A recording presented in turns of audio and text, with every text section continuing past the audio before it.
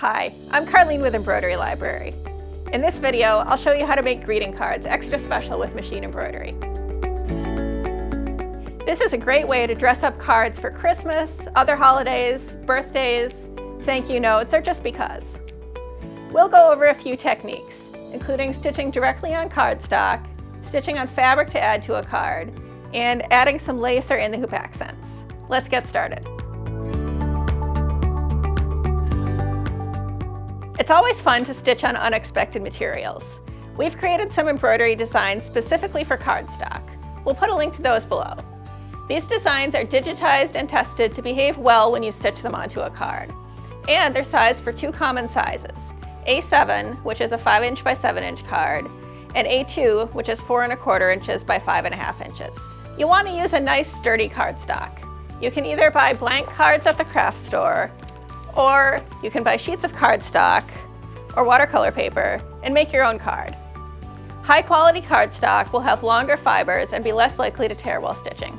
If you want to make your own card, figure out how big you want your card to be and then double the width. For example, I want a 5" by 7" card, so I'm going to cut my cardstock to 7 inches by 10 inches.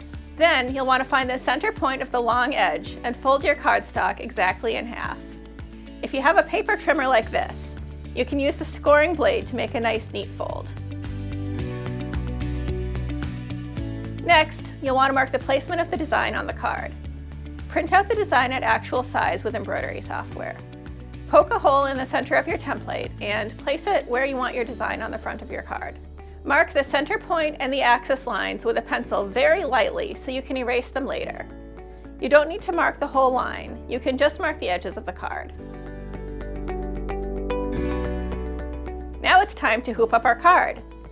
Take a piece of medium weight cutaway stabilizer and mark perpendicular lines through the center. You don't have to do this, but it'll make it easier to get your placement precise. Then hoop up the stabilizer.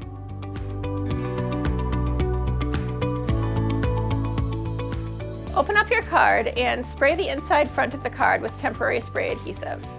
Do the best you can not to get the adhesive anywhere else. Then line up the marks and stick the card to the stabilizer. You'll embroider the design just like you do for fabric. Load up the design in your machine and attach your hoop. Use a 7511 sharp sewing needle to keep the perforations in the paper small. Move the hoop so the needle is exactly over the center point you marked on your cardstock and stitch the design.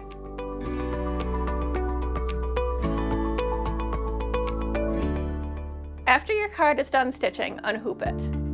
Lay your card face down on the table, then peel back the stabilizer and trim it around the design. Next, we'll want to cover up the back of the embroidery.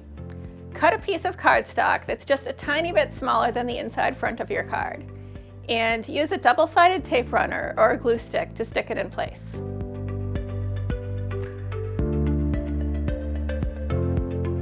Don't forget to erase your pencil marks from the front of your card. A gum eraser like this works well because it's less likely to leave marks on your card.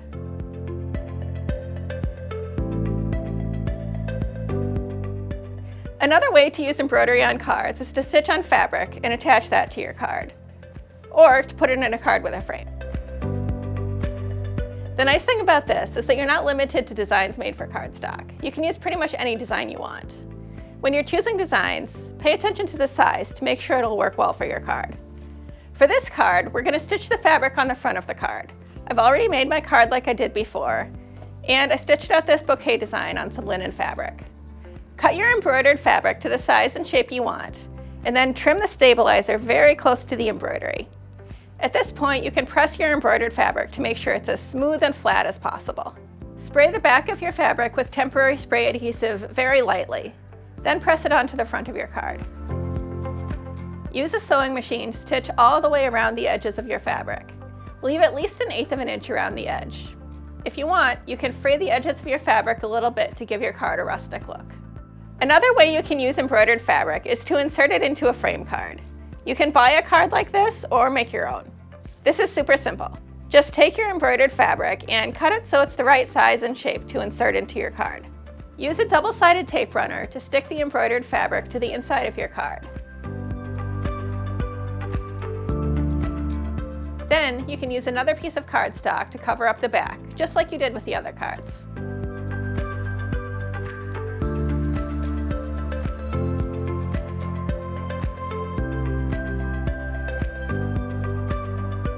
Our last way to use embroidery with greeting cards is to add lace or in-the-hoop designs. We've created a couple of freestanding lace photo frame designs. These are sized for a 5x7 photo, so they're perfect for a larger card. Just stitch out your lace onto water-soluble stabilizer. Then soak it, dry it, and press it so it's nice and flat. Take a 5x7 card and add your photo to the front. Then, just stick your lace frame on top. We used a double-sided tape runner for this. And, as a little extra surprise, you can stitch out a flat lace or in-the-hoop ornament to tuck inside your card. As you can see, there are so many ways to use embroidery for greeting cards. We hope this video inspired you to try something new. Do you have questions about stitching on greeting cards? Which technique is your favorite? Let us know in the comments. Make sure to subscribe to our YouTube channel for more machine embroidery videos. And visit us at emblibrary.com to find great designs for cards and all your other embroidery projects. We'll see you next time.